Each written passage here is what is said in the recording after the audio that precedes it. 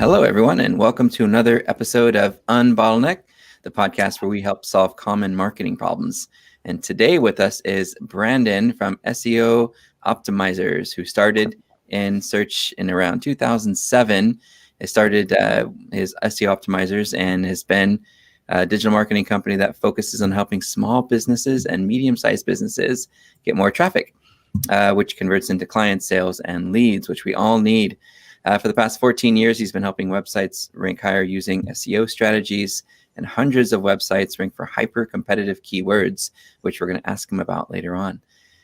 Converting into sales and leads, of course. He holds a bachelor degree in business marketing from Cal State Long Beach, which isn't too far from our office here in La Mirada, and is here to talk about link building today, which is a very controversial, but at the same time, kind of an exciting topic of SEO. So, Brandon, welcome to the show, and let us know a little bit more about you. Yeah, thanks so much for having me on. Appreciate it, and welcome, everyone. My name is Brandon Leibowitz, and I've kind of like what you said, been involved with digital marketing for the past 14 years, helping out businesses get more traffic to their websites, and primarily focused on SEO. I mean, I've done social media, email marketing, paid ads. I've done it all, and it all works in terms of getting traffic. It's great, but I just realized over the years that SEO is a way to get free traffic, and free traffic is always a lot better, especially in the long run. You don't have to worry about ads or about social media platforms emerging and disappearing and changing and putting all your eggs in one basket. So really like diversifying and just getting that free traffic from Google. And that's really why I like seeing other businesses get that traffic as well and watch them grow and scale up. Yeah, it's fun too. It's challenging because we're a lot like fitness trainers in many ways, right? We want to strive to be better, strive to be number one. You know, we have clients that will obsess over top rankings. So in the world of SEO, you've kind of got two sets of clients: the brands that want to continue to grow brand awareness and drive incremental traffic through organic, and then you've got the small businesses. And the small business mentality isn't I'm looking to grow my business through search. It's I need to be number one in Google. They don't care what that means. They don't care what their website looks like. They don't care if they even get leads from their business. They just want to be number one. And it's a really fascinating dynamic that that basically helped us with our shift to doing a lot more small business too. Instead, shifting over to corporate. So what's the mix of clients you guys work with over at SEO Optimizers? So we have a wide variety. We're focused on medium-sized businesses, but we help small emerging startups and have some corporate clients as well, but more kind of centered in the middle. And like you were saying about the small businesses, I mean, I see all the time where people come to me saying, I want to rank for this keyword, I want to rank for that keyword. And I tell them 20 people search for this keyword, let's use a plural or a synonym, but I call them like the ego keywords, where they just want to see that they're number one. Vanity keyword. It doesn't do much good. I'm just like, we need to drive conversions. Traffic is great. Keyword rankings are great, but that's not a means to an end. We need to make sure that they actually follow through, turn into a phone call, email, sign up, whatever your conversion goal is, because traffic is just half the battle. Getting them to convert is really another big part that I've really been focused more on in the past couple of years. Is like conversion rate optimization, just making sure that, because in the past I would get people ranked for all these keywords, and then after a few months they're just like, well, I'm not getting the leads, and I just tell them there's only so much I could do with your website. But now I've been studying it a lot more, and that's helped out a lot more with just keeping people engaged on the website, making sure that it's properly optimized, it looks good across the board on all the different platforms, and just test and keep testing. And you made a good point too. I think the other half of the equation is education. Is being able to work with clients to get them to buy in and understand, the different disciplines that are going to be involved, and the collaboration we need from them as it pertains to, really coming up with rich content to use. And a lot of times the smaller businesses are like, just make the phone ring. Like, well, we're not an advertising company. We're here to help take everything that's you and your company that we could use to to try to show the industry how good you are at what you do, and give them tips based on what you've learned that your competitors may not be as good at. And I feel like if the client isn't willing to be involved, they should just stick to advertising, and not worry so much about SEO. But if they really want that organic presence, if they really want to create a name for themselves, SEO is the way to go. Well, Brandon, I came up with a few questions to pick your brain with, and then I've got a lightning round and we'll have some fun with that. The first question on my list is that you mentioned in your LinkedIn bio that you started this company, this SEO Optimizers, that you'd always worked for ad agencies, and that when you started, you had no idea what you were doing, and neither did your clients. So we occasionally get clients that say the same thing. I have no idea what it is you do. In fact, one of them's like, I don't know what you all do. Over there in the South, we love this guy. For businesses getting more aggressive with SEO, does this continue to be the trend that you see? And how important is this is how SEO works, education in how you work with your clients? Yeah, I mean, well, when I first started doing SEO, nobody understood what SEO is or understood the acronym search engine optimization. Yeah, and still they don't, but at least now it's getting better. But yeah, I mean, it's still tough trying to explain to people what it is, what we're doing, how involved they need to be, and what the results are. Because a lot of people just think it's really easy. You just put a couple keywords here and Google's going to rank you, which maybe 20 years ago it was like that. But nowadays there's a lot more that needs to be done to just show Google that you're relevant, that you're most qualified, best search result. And a lot of it is education. I mean, unfortunately, with the pandemic that's been going on, that kind of made more people aware of that they don't need to, or that they can't just rely on brick and mortar and retail, that they need to have an online presence. And that's actually picked up. I mean, initially I lost a lot of clients. I worked with a lot of retail shops and it's been tough, but now it seems like we're about probably like maybe in July, that's when things started to pick up, where people just realize you have to adapt and adjust. And that's always a way about it. I mean, that's how I first got into SEO, is kind of fell into it. Didn't really think that's what I wanted to do, but I realized back in 2007 that this is the future. Everyone's going to have a website and needs to market it. And even though people aren't aware of the different avenues to market it or don't know about SEO, it's still something that got to help plant and educate and let them know. So I do a lot of classes as well, where I kind of teach people about SEO and kind of simplify things and kind of like let them know from the basics, like what is SEO? How does Google work?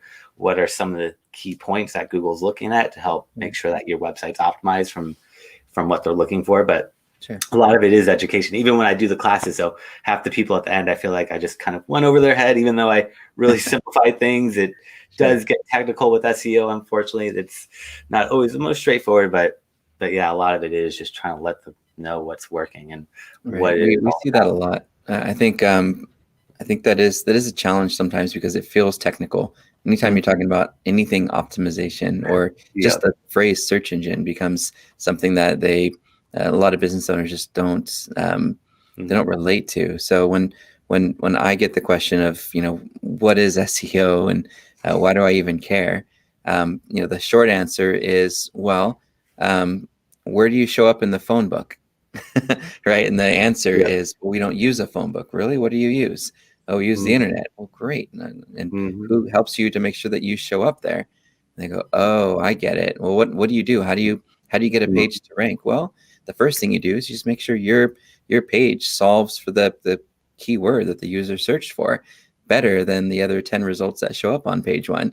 The second thing is you make sure other websites know about you and your brand and that the services that you offer, so that as search engines are, crawling through the internet, they can find your name and, those words that you want to appear for, and start to become synonymous to those phrases. The third part is making sure when they do see your result, that they're more compelled to click on your listing than the other 9 if you're on the first page, and that they stay on your web page. So those user behavior signals long term that will, determine, whether you're a good result for the long term or not. The content and the other websites linking to yours are really more of a short term signal to qualify you or pre-qualify you to rank. Ultimately, it's whether the users decide they want to stay or click on your site and stay on your site that'll help you to sustain that ranking. And then they start to get it and they go, well, tell me about the content piece. And that's where you go, well, let's look at all the keywords that your competitors are getting traffic to their pages and what you've received traffic for in the past. And let's put a plan together to make this page the most helpful around all those different ideas that we found. And then let's look at where the competitors are all getting links to their sites, to figure out where we should be looking at getting other links to come in, knowing how important other websites linking to you is and Google's whole ranking algorithm. In fact, that brings me to question 2. A very significant part, maybe even the most important part, is link building. Can you maybe start with your take on this popular definition type question. What is link building? Yeah, that is a tough question. I've tried to answer that all the time, and I think I've simplified it enough. But yeah, link building is kind of tricky to explain, especially to business owners where they have no knowledge of what SEO is. But I tell them essentially it's other websites talking about you. You need to get other websites to mention your company or your website, and it has to be clickable. So it can't just be mentioning Brandon from SEO Optimizers. If they mention me, that's good, but that's not a backlink. It has to be where if you click on it, you leave one website and you get taken to another website. So it has to be another website kind of showing a vote of confidence saying, we look at Brandon and we trust him, or we think he has some good content. So we're going to link out to him. But the main thing is it has to be clickable, because I get a lot of people that come to me saying, I have all this PR that I've done in the past, and we look at it and none of them are clickable links. And I mean, it's still good to have those mentions, but Sure. It's not going to have that same impact of a clickable link, pointing back to your website. And yeah, that's kind of the simplified version. I mean, it does get technical with the backlinks. There's a lot that goes into it, but simplified version is getting a clickable link from another website to point to your website. Yeah, I think to articulate it to a client, one of the things that I've used as sort of an analogy is I imagine that keyword being at the center of a spider web. And in your website, if it wants to be in the center of the spider web and ranking for that keyword, which is the number one position, there needs to actually be a web. And they all need to basically tell the search engines that the center of this web is your brand. And if there's no connections to you, there's no web. So the idea is to build a web through getting connections, through getting other websites to, to share your content and to curate and to ultimately link. The good news is, from my understanding and how Google's evolving, links are still important. They still pass, Larry Page's old algorithm PageRank. They still pass value in voting, like you mentioned. But there's also these content vectors, and there's also this thing called, co-occurrence and co-citation, where Google starts to see your name become semantic to a search term, even without a link, and it can play a role, in your overall ranking. So, we've done some tests and experiments ourselves, and we've actually seen a little bit of a shift recently, well, at least over the last couple of years, in Google using a little bit more of those signals than links. In fact, we did a whole campaign, an anti-link campaign, to see if we could move up a page in the search results just through co-occurrence of the name and the keyword. And we did. We moved a page from like page 7 to page 2. And then you get one link, and then boom, you're on page 1. So ultimately, that link still plays a really important role, in how Google and other websites work. The other thing to think about too is a lot of business owners and even marketers have a bit of a set it forget it mindset, where, hey, once I do something, I can move on and do other things. Well, the challenge I've seen is that a lot of competitors, they won't rest on their laurels, right? They're going to see you moving up above them, and they're going to try to beat you. So I think the importance, and I think the way the algorithms work too, is a lot around patterns. Is there a consistent pattern of improvement, of growth, of bounce rates, of click-through rate? Is there constant improvement in the quality of the content that you're providing? Or are you set it, forget it, and just waiting for your competitors to outdo you, and then you eventually taper off and get demoted in the results? So I think that part of it, is, holding the teams and your SEO company accountable to, constant improvement. Hey, I went down. What happened? Oh, the number one guy did something spammy. Great. Did we report them? Right. It's paying attention to those things, and even maybe even going as far as, setting up a program to, and there's one called Visual Ping that I like to use, Visual PING, that will notify me when a competitor changes something on their website. So, we pick up those for the most important pages, so that when a competitor does make a change, we're aware of it, we can analyze it, and then adjust our strategy based on, what we see working or not working for the competition. So thinking about link building though, and how important it is, what are the components? What really goes into developing a strong link building strategy, in your opinion?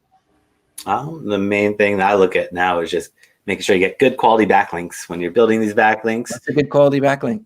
So yeah, that is a good question. What does Google think of quality backlinks? And the main thing is really relevancy, making sure that the sites that link back to you are coming from something that's semi-related. If like I'm an SEO company and I get a doctor to link out to me, if a doctor is linking to me, it doesn't really align. I mean, it's not bad. Maybe I help this doctor out with some SEO, and it's okay if it's a one-off, but if the majority of my links were coming from just off-topic sites, that's going to definitely throw some red flags to Google, just thinking, why are these irrelevant sites linking out to this website? Maybe this website's not about the topics we thought. Maybe they've shifted or got rebranded or doing something different. But yeah, the main components I'm looking for is relevancy. And the safest way I really do it is just blogger outreach, reaching out to other related blogs. And that's how I've been doing it for the past probably 7-8 years. Doing the blogger outreach is safest long-term strategy. I mean, there's a ton of other ways. Do like press releases. When you think about that successful link building strategy, when you're talking about bloggers, what's the approach there? Do you reach out and sort of just kind of become their friends and figure out ways you can collaborate together? Do you offer something up? Are you incentivizing? What's the strategy when you look at blogs as a link building strategy? Yeah, we try to offer them something in return, give them either a piece of content, an article, an infographic, a video, something that's going to resonate with their audience so they could get some content out of it, because content is always going to be number one. So they get free content, and in exchange, we'll throw a clickable link back to our website and try to just kind of cold outreach to them. I mean, we try to build a lot of those emails myself. I don't often respond to them unless there's some sort of sense of collaboration, and I quantify their site as one that that drives and could drive some relevant traffic to us. So what's your response rate look like on that when you're trying to contribute content?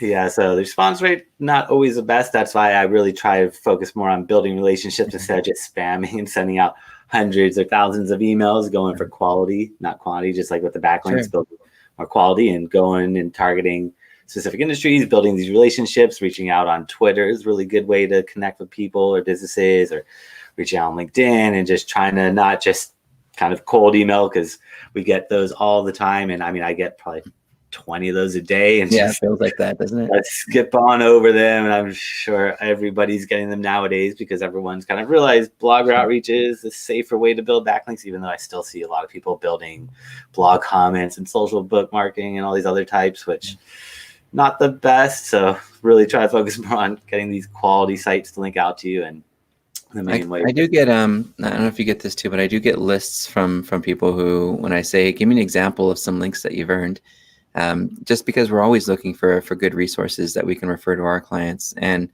I'll get back a spreadsheet and I'll say, I got these links, and they'll have metrics on them. And like you said, I rarely even look at the metrics. I focus, really around more of the quality. But the three criteria that we use when we look at what we consider to be a high quality link is one, the probability that the page that's linking to you is going to earn links of its own, right? Because an orphaned page on some website that Google's not going to navigate to very often isn't going to send much voting power. The second criteria is the likelihood of that page actually sending referral traffic, because we know search engines will also correlate that. I'm not going to really get a lot of referral traffic from, my cousin's Weebly site for her kindergarten teaching, right? Even if she does a great page about SEO, if she links to me and I'm not going to get traffic from that page. I'm not going to get referral traffic. And, it's not likely to attract links of its own because, no one even knows about it.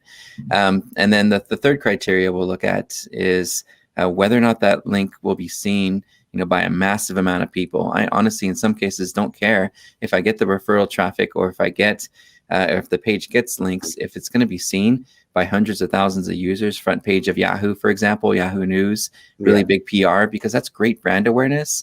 And we don't care as much about the page rank passing through that link as we do about the brand visibility and how we're trying to, put ourselves out there. So those are kind of the three things. And I'll go through that spreadsheet and I'll say, okay, is this one going to attract links of its own? Is it going to send, quality referral traffic, or is it going to be seen by hundreds of thousands of people? If it's not, then to me it kind of gets taken out of the list.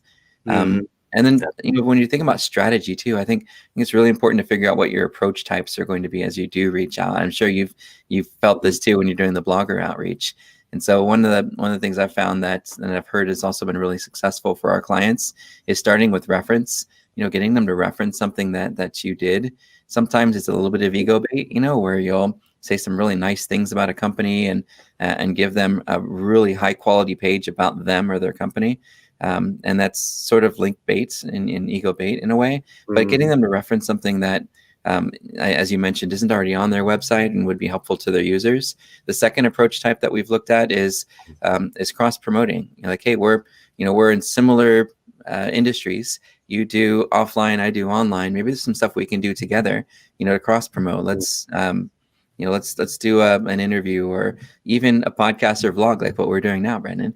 Where we sort of work together to do a little bit of cross promotion for each other. The third is that contribution, which you're already doing. Hey, I've written this article for you. I've attached it to the email. Let me know if you want to use it. If not, there's this other competitor of yours, not saying competitor of yours. There's this other website that said that they were interested in content, but we'd really love to give you first shot at it. So a little bit of sense of urgency and sales involved in trying to get that response rate, and not saying I'd like to, can I, where it's an open-ended no answer, but instead just giving them the content. And the last thing comes with sort of a red flag, and that's sponsorship. You sponsor an industry event, and while it's good and it can drive relevant referral traffic, it's also sort of seen as buying links in a way, because you're paying for that sponsorship. So technically it should have a little tag on the link that tells the search engine that this is a sponsored link, and don't pass any or as much voting power to it. But beyond those 4 different tiers of strategy, from the reference, cross promotion, contribution, and sponsorship, I think it's paramount that anybody thinking about link building should really take the time to memorize that link schemes guide, that guideline that Google puts out there, so that they know as they're working toward building links, what the no-nos are that could come back later and affect their rankings. But you have to be careful with the it's just my 2 cents on it. Definitely with like Google, you don't want to step on their toes or do anything that's gonna trigger any red flags. So if they see that, they're gonna come out and look. And it goes both ways, right? There's the negative SEO where competitors are building really spammy links to their competitors' websites. Like, why would you pay for links to my site? Oh, you're trying to make me look like I'm gaming the search results. Right? You're putting keywords in my links to make it look like I'm trying to use explicit anchor text to rank for a certain word. So you're right, and that's something I know Google's been addressing, but I'm hoping that in the future they get better at it. Yeah, they're trying. They're always updating their algorithm. I think they did one a few weeks ago or a few days ago. So the core update on the 2nd. Did everyone survive? Yeah, no, actually mine went up, but so we'll see. We'll have to see. It's still pretty new, and I know the first couple of weeks after, it's always fluctuating because Google's just testing. But I've seen in this latest algorithm update, a lot of really upper funnel content heavy sites were doing well, minus healthcare. Almost feels like a little bit of potentially what we referred to as the medic update, that affected sites that affected your money or your health. And so it'll be interesting to continue watching it. But so far, all but those that were in medical seem to have gone up. And looking at our results, so that's a good sign. All right, next question. You ready? What would you like website and business owners to know about the role of outreach and developing business relationships, and how that affects successful or maybe unsuccessful link building?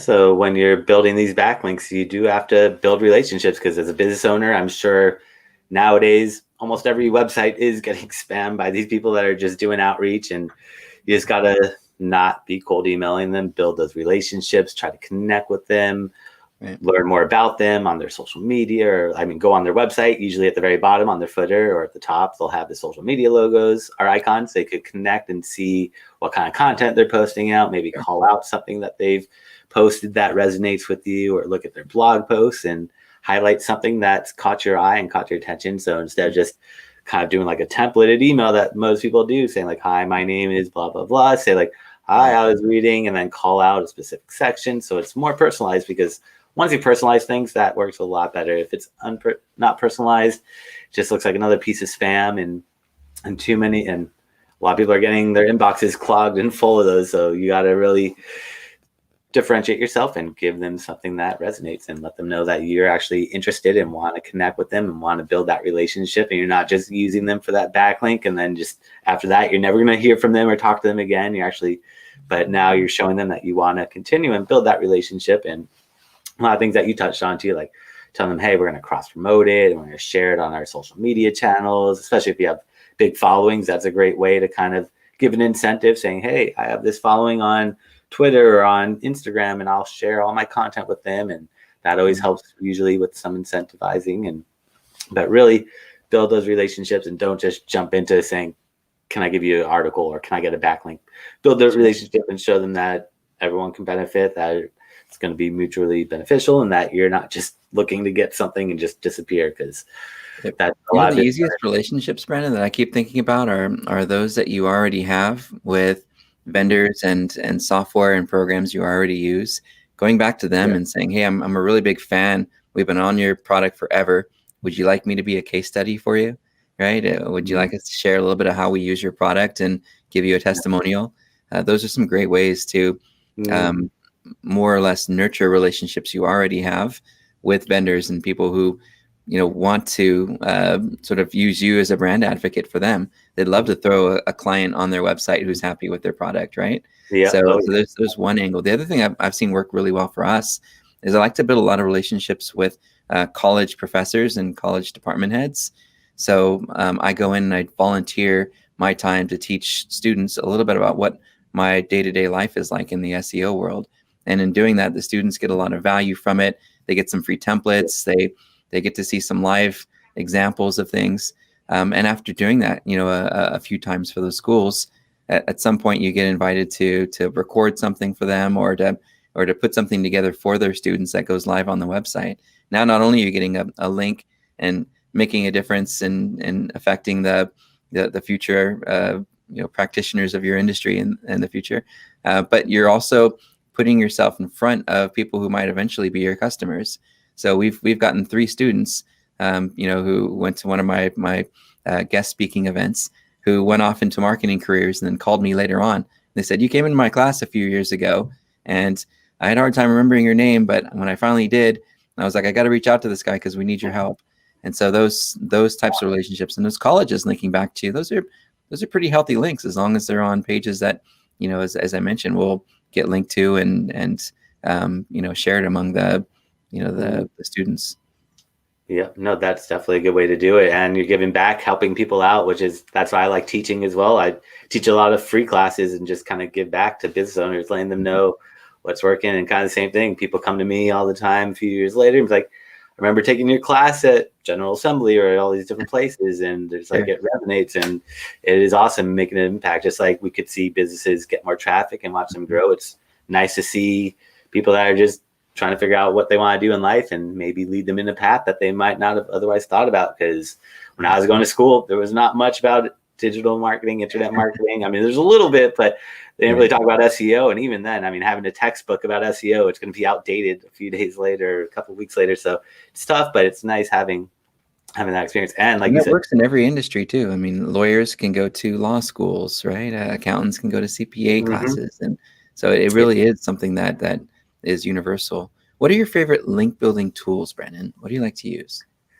So I like Ahrefs is a really good one. Of course, that one, use them too. Yeah, I mean, there's a ton of link building tools out there. They're all equally good, not equal. They're all pretty good for the most part. They give you similar results, but I just like Ahrefs because I was able to kind of beta test them when they first came out, and they gave me a really good deal. Kind of like you're saying, like give someone a promotion and give someone an incentive. And I was one of the beta testers, and they gave me a really good deal. And I have the same lifetime access that I had. I forget when I first got it, maybe 5-6 years ago, because I had a blog about social media marketing and about SEO, and they reached out to me kind of when I first started doing that. I think maybe in 2013. Not sure exact dates, but like that tool, especially nowadays, because they keep adding so many features and functionality to it. So it's not just for backlink checking anymore. I mean, and they keep adding a lot of features with the backlink tool where you could really dive in and really hone in and hyper target and look at specific areas. But they also do keyword ranking or tracking. They let you do keyword research. I mean, they have a ton of different tools in it. So that's sounds like really Ahrefs is your go-to for all search marketing. For the most part nowadays, yeah, kind of shifted away. I mean, kind of leaving all my other rank tracking tools and kind of merge them all, because Ahrefs has it all under one umbrella, and it's a lot easier to get that all in one central location. So I like that. My favorite tools in Ahrefs are the link intersect tool.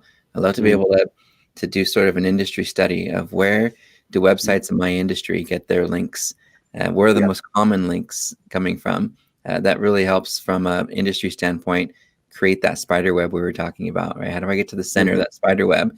We have to have all the right strands, pointing to us. So I love that. I also like the unlinked mentions, but I really like to see that tool get better. I think we've been whining about that for years, where we could export it, So once you've kind of collected all of your link building ideas and ideal places you want to build links, where do you manage it all? Do you manage it all in a Google Sheet and a CRM somewhere?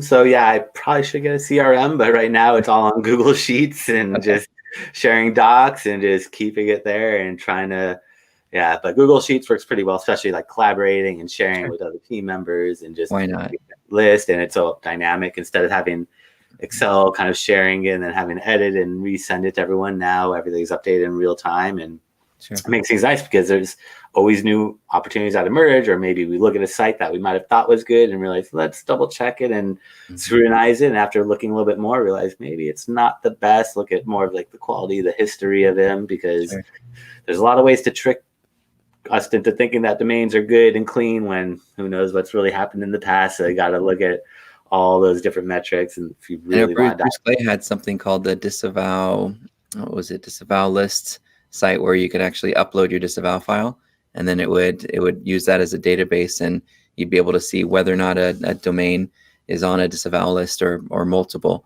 It's kind of a neat thing that I think the community just didn't really get as involved in as they could have, but it's a really fascinating concept. My favorite tools for managing links include BuzzStream, Pitchbox. They're sort of a micro CRM built specifically for link building. Pitchbox is a little bit more like Legos in the sense that it's already got some pre-built projects for you when you get in, and then it's a bit of a structured thing, and you can send mass emails, which I'm not a huge fan of. Like you, I like personalizing them.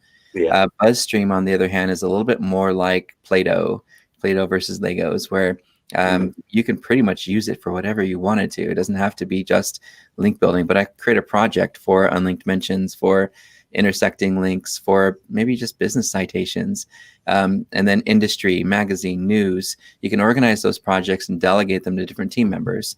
Those that are more submission, where you submit your website to a contest or to a directory, can be handled by somebody who doesn't need to build a relationship.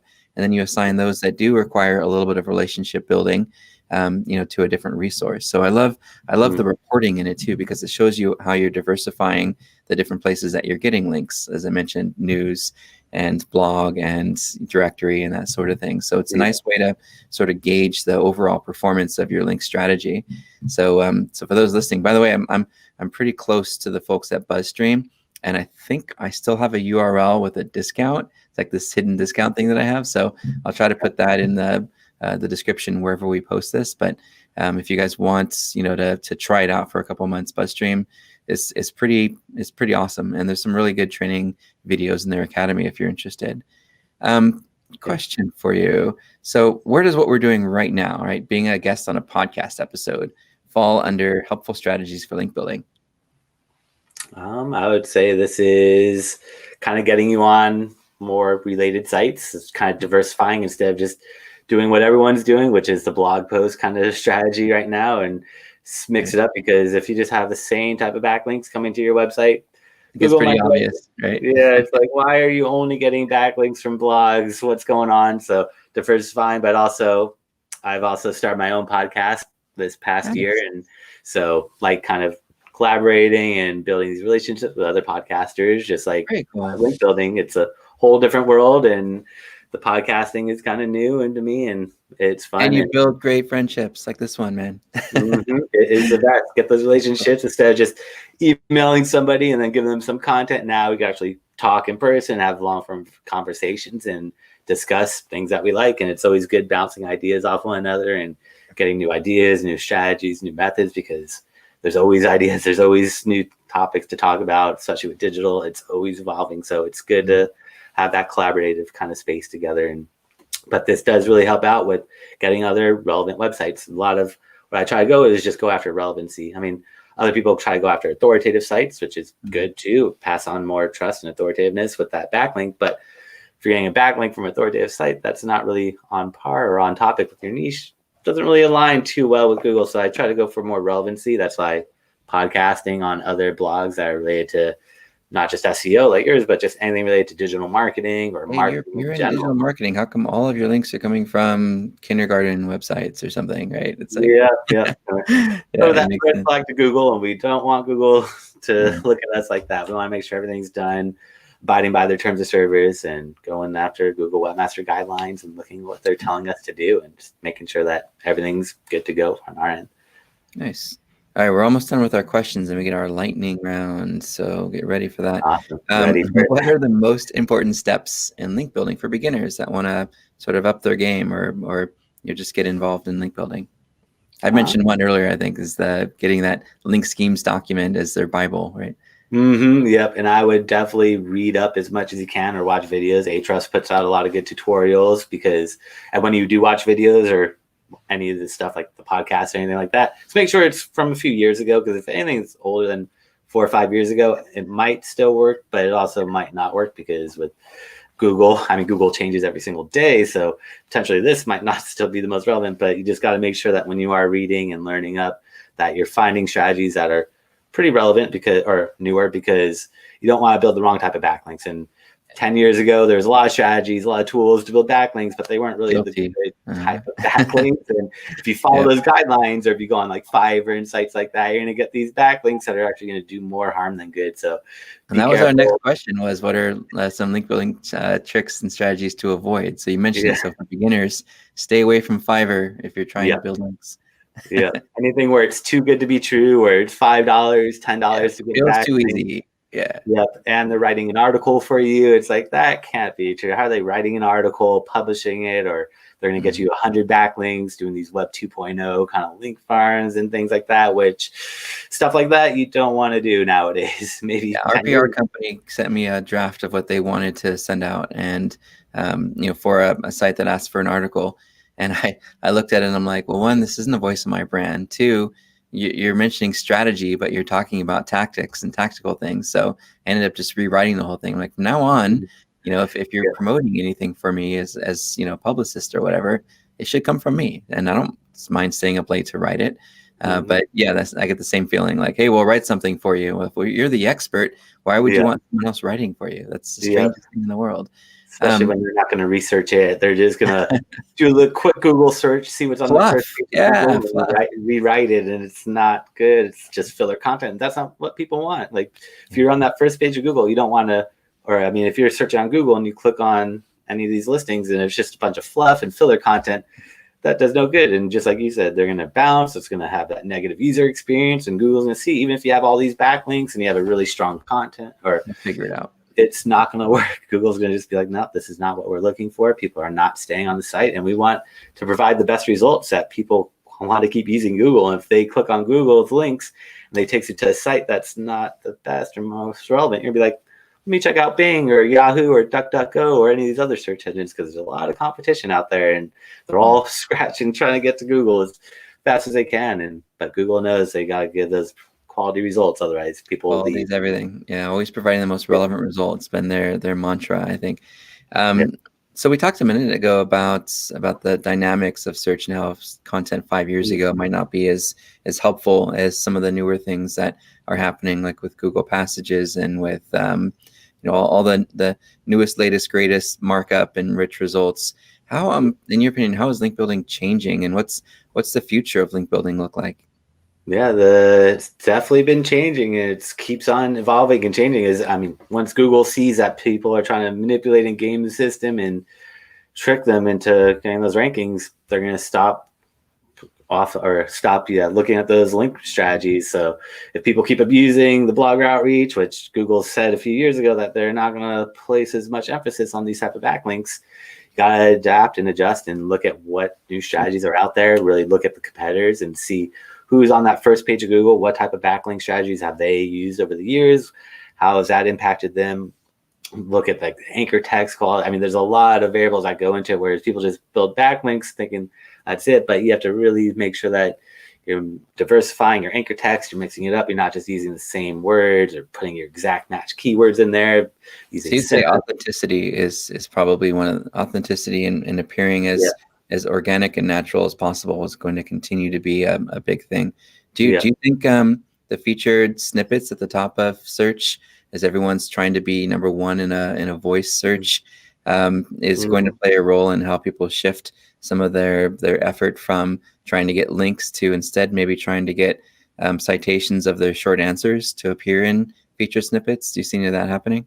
Yeah, you definitely want to get in that featured snippet if you can, see what questions people ask and take those questions. Like I would go into Google, just search for your keyword, see that people also ask section, grab all those questions that people also ask about that keyword and make a FAQ type of section on your website, answer those questions. You could even put FAQ schema on it to mark it up and try to get that schema in there to enhance those listings, because the more real estate you could take up on that first page of Google, you're pushing your competitors down further. And if they're not above the fold and you're able to push them down with having those 4 or 5 extra FAQ schemas in there, that's going to definitely be huge. But yeah, content is so important. And a lot of it nowadays is writing good content that naturally attracts a backlink. So you don't have to build them manually. I mean, that's what Google's always said from the beginning is don't build backlinks, just write really good content and people are naturally backlinked to you, which is true if they could find you, but you got to give them a little nudge and push to help find you, especially if you're a new business or a new website that's just emerging. But really just write good content, and good content is going to attract backlinks. It will track that FAQ or it'll track that featured snippet if Google sees that people are resonating, people are sticking on your website, and that's what they're looking for. I've seen where writing good content, since there's a lot of good content already on the internet, and being different than the pages that already rank. I've seen the ones that succeed do it from data they already have in their own research. So I find it interesting when a brand is willing to take something they know that their competition doesn't know and share that within their content. So instead of it just being sort of a fluff article about something with some really nice images and a video, instead saying, did you know that 45% of iPhone users do X versus Y? And did you know that mainly males versus females prefer whatever? Having that insight around your own customer base and being able to share that is unique. It's helpful, and it also gets people who are doing research to reference your content. So I agree. I think that's a great thing to do, is to take some data and share that within your content, as opposed to just saying, here's a writer, write some things. It's like, hey, what do we know? What do we know that we can share that nobody else knows? I got to know, what's the most exciting brand you've worked with? Worked with a few that were kind of exciting. I don't know if I could tell them because had some NDAs, but we worked with Technicolor a couple years back, and I had no idea that they were the powerhouse behind a lot of the media that goes into like Marvel. They did all the colorization of like Marvel movies, and I had no idea. I thought they were, from like 50, 60 years ago with The Wizard of Oz. I thought that was like Technicolor. They're still a powerhouse for all film and studios. So it's really exciting to work with such a legacy brand with so much history. And I don't know, to me, that was the funnest account for us. That would be a nice one. That would be a unique one and more fun. Yeah.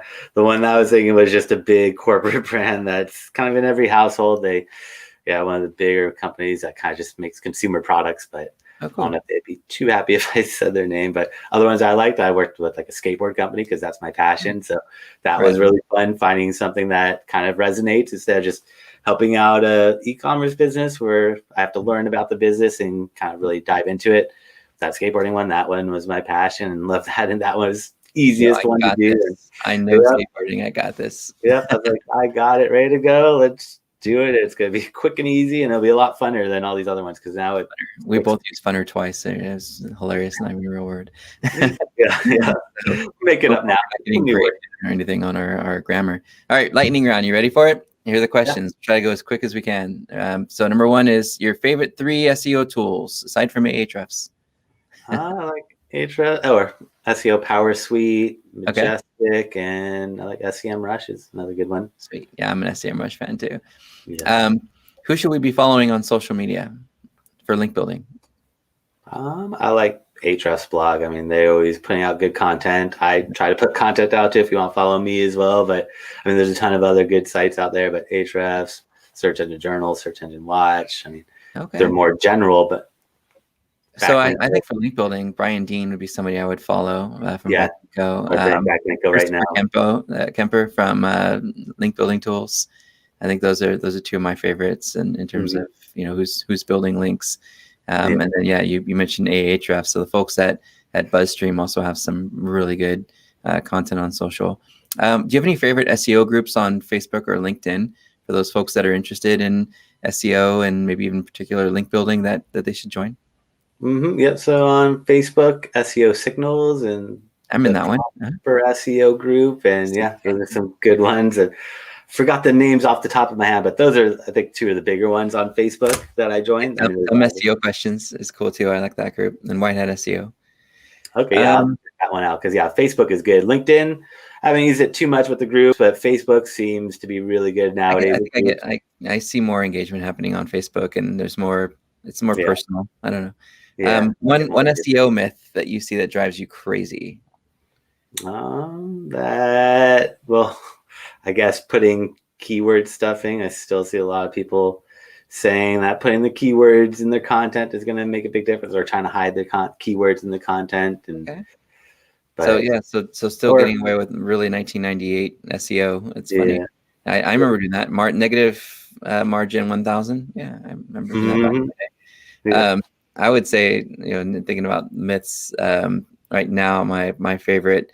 The other day we were talking about it in here about what people were trying to get away with and what they were doing for SEO is PBNs, the private blog networks. I don't think that's a long-term healthy thing for a reputable brand to be called out upon, if they were seen doing that. So I think that's my biggest. A lot of people believe PBNs work. That is definitely a big one. I should have said that because in the proper SEO group, the whole thing was built about PBNs. I think like Charles Flote and some other guy were building it all about PBN links, which worked in the past, but not too much. I mean, even then, it's still like you don't want to jeopardize yourself. You don't want to put yourself where if Google sees that you're doing those type of backlinks, or your competitors see it and call you out and give it to a publicist, and the publicist calls you out. And next thing you're in JCPenney type post with New York Times. Just gone down, disappear off all those rankings, have to start from scratch or rebuild that reputation. It's really tough. It's a lot easier to avoid doing all that because getting out of the penalty is really tough. And that's you have a high authority site, and they say we're adding a new page to our site that we want to rank for a keyword. What, in your opinion, is the fastest one thing that you could do to help that page rank once it's launched? Just get another internal link from that website. That way it passes on some internal link juice and gets it indexed faster and gets Google to pick it up. But if it's a big authoritative site, that should definitely help it. Homepage link. That's the way I do it. Homepage link. Yeah. For sure. Internal. Fastest way to rank a listing in the 3-pack in the map pack. Just getting consistency with the name, address, and phone number. Just getting consistency. It's just kind of like building a website. Sure. You can build your website, but if you don't have backlinks, it's going to be tough. Same with like the citation or the local. If you have your Google My Business created, that's good, but Google still doesn't trust you. They want to see that other third-party sites like MapQuest, Apple Maps, Bing Maps, Yellow Pages. I mean, list goes on and on. Got it. Yeah, making sure it's consistent because I see a lot of websites that have different hours, different names, or old addresses, and if it confuses me, it's going to confuse Google because Google is just going to confuse the poor users. I've complained a few times about businesses during the pandemic that didn't adjust their hours, and I took a drive expecting a place to be open and it wasn't, and so I've definitely left some not so nice reviews. What do you feel is the most important landing page SEO focal point, Brandon? Landing page for SEO is just making sure that just everything's above the fold, primarily, maybe not for SEO, but just making sure that all the content's above the fold. It's clear, concise messaging, and it lines up with whatever page they were visiting or whatever keywords they were searching for, making sure that everything aligns. Fair enough. What is the best link building technique in your opinion? I would say the best or the safest is the blogger outreach nowadays. Okay. May be the best, but it's the safest bet for building good quality, strong backlinks where it's not going to put anything at risk, where it might be in that kind of grayish hat area where it might be working, but who knows what Google is going to say in a year or two, and they might just flip what's that the big switch. picture? How much effort are we gonna have to spend in a year from now cleaning things up? Yeah, Um, just clean up. do you is not feel that do you feel that the expertise, authority, trust signals, EAT signals are more important on the website, or how Google looks at those signals off the website? I'd say equally, maybe a little bit more off the site, because there's always ways to kind of trick the system. Like if you have a website, I can just put a bunch of keywords, and Google's not going to trust what I put on the website. So they want to see other third-party sites validating and kind of solidifying that, okay, maybe Brandon is now an expert, because instead of just seeing that Brandon's authored 100 blogs on his own website, that's great. But has he authored on other websites? So seeing those third-party external signals. And that's exactly what Danny Sullivan said too, which is, and I know there's a part of the industry that's really hung up on EAT right now on the landing page, but because of some outdated web quality raters guidelines. Raters. Yeah, Last one. Yep, you're right. Ready? This is a tough one. Does offline marketing, like TV, radio, newspapers, help with keyword rankings? Yeah, it could definitely help out with keyword rankings and awareness. I mean, if you do a TV promo ad and you tell people, go to my website or go search for my name, because a lot of people might not know the exact spelling of your company, they're going to search on Google, and Google sees that now. You just have this huge spike of people that are interested in your or searching for you, and that can definitely help with their algorithm and just build some more trust with Google. Yep. I'm watching this right now with a brand called Hyperwolf. I saw their billboards everywhere, and there's nothing on the billboard but the word Hyperwolf. Like, what the heck is a Hyperwolf? It's some, marijuana dispensary thing, right? And I'm like, what in the world? And so, of course, I look it up, like what they want everyone to do, and it increases their search, their branded search awareness. And I thought that was really fascinating. So now I'm watching the Google search trends and keyword planner to see what that impact is on keywords that they're trying to rank for. So it's kind of fun to see how people are using offline as a way to stimulate their online demand, right? And builds brand authority, not domain authority, but brand authority, right? That should be that was lightning round, man. Made it through it. Sorry, go ahead. Oh yeah, so I made it through the lightning round. I survived. Well, I want to make sure everybody knows how to get a hold of you. The first thing I'll throw up on the screen is how to book a call with you. So you do free calls with folks. I could get like I can refer people to you, do like free strategy link building calls. Yeah, we'll talk a little bit and kind of let you know what's working, what's not working, and kind of look at your whole strategy, look at some of the competitors, and try to piece together a plan to help you get to where you want to be in terms of in those rankings. Nice. And then here is how you can get a hold of Brandon on LinkedIn. You've got what, like 20 million followers or something now on LinkedIn? A few, too many. So LinkedIn gets a little cluttered, but yeah, if you search for me, Brandon Leibowitz on LinkedIn or YouTube, I put out a lot of these videos that I've been putting out since the pandemic hit. I've always been doing classes in person, but now that we can't do them in person, I've been doing these webinars. So I've been recording them. And so if you want to check out more content about SEO, link building, keyword research, on page, off page, kind of all the different aspects of SEO, check out my YouTube channel if you want to learn more about that. I haven't checked it out yet, Brandon. I'm going to check it out for sure. I know we're connected on LinkedIn, but now I'm going to have to stalk your YouTube. Well, this has been amazing. Anything else you wanted to tell folks who are listening, or anything else that you'd like to share before we call this one a wrap?